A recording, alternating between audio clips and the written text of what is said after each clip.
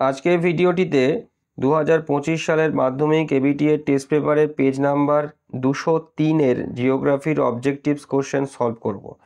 সমস্ত কোশ্চেনের অ্যান্সার কির পিডিএফ আমার টেলিগ্রাম ও হোয়াটসঅ্যাপ চ্যানেলে তোমরা পেয়ে যাবে।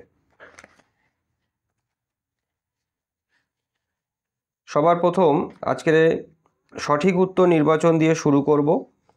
ফার্স্ট প্রশ্নতে বলছে, অবরোহণ প্রক্রিয়ায় প্রাকৃতিক শক্তির ক্ষয়কাজের শেষ সীমা হলো। এর উত্তর হচ্ছে সমুদ্রপৃষ্ঠ। তারপরের প্রশ্ন, দুটি সিফ বালিয়াড়ির মধ্যবর্তী করিডোরকে গাসি বলে। তারপরে বায়ুমণ্ডলে যে উপাদানের প্রভাবে আকাশে বর্ণবৈচিত্র্য লক্ষ্য করা যায় তা হলো ধূলিকণা। তারপরের প্রশ্ন, এল নিনোর বছরগুলিতে ভারতে হয় খরা। তারপরেতে যে তিথিতে চাঁদ ও সূর্যের মাঝে পৃথিবী থাকে তা হলো পূর্ণিমা। তারপরে প্রশ্ন, আগুন হ্রাস স্রোত দেখা যায়, তো এটার উত্তর হচ্ছে ভারত মহাসাগরে। তারপরে প্রশ্ন, তেজস্ক্রিয় বজ্রের মূল উৎস, এর উত্তর হচ্ছে পারমাণবিক শিল্প।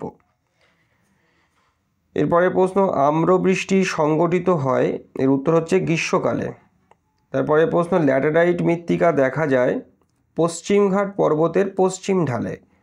এরপরে প্রশ্ন হচ্ছে, রেটুন প্রথা লক্ষ্য করা হয় ইক্ষু চাষ মানে আখ চাষে। তারপরে প্রশ্ন হচ্ছে, উত্তর ভারতের ম্যানচেস্টার বলা হয়, তো এর উত্তর হচ্ছে কানপুরকে। তারপরে ভারতের দীর্ঘতম জাতীয় সড়ক পথটি হলো, তো এর উত্তর হচ্ছে NH-44। তারপরে টোপোগ্রাফিক্যাল মানচিত্রের সমোন্নতি রেখা অঙ্কন করা হয় যে রং দিয়ে তা হলো বাদামি, তো বাদামি রং দিয়ে দেখানো হয়ে থাকে। এরপরে আমরা চলে যাব শুদ্ধ অশুদ্ধ এই পার্টটিতে। তো প্রথম প্রশ্নে বলছে, নদী বাহিত প্রস্তরখণ্ডের সঙ্গে নদীর তলদেশের ঘর্ষণের ফলে যে ক্ষয় হয় তাকে অবঘর্ষ বলে।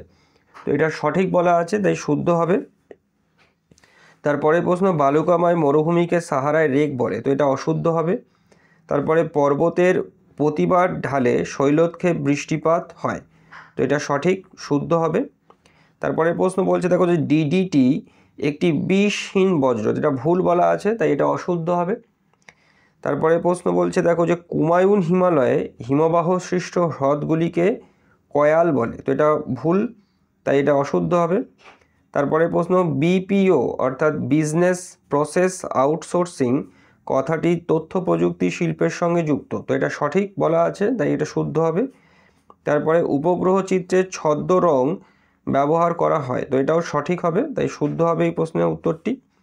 এরপরের যে পার্টটি রয়েছে সেটা হচ্ছে শূন্যস্থান পূরণ।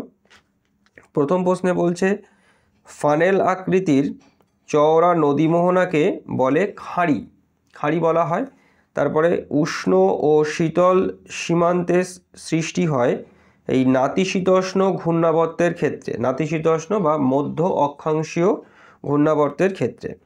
তারপরে প্রশ্ন, ড্যাশ স্রোতের প্রভাবে নিউ ফাউন্ডল্যান্ড অঞ্চলে তুষারপাত ঘটে, তোর উত্তর হচ্ছে শীতল ল্যাব্রাডর স্রোত।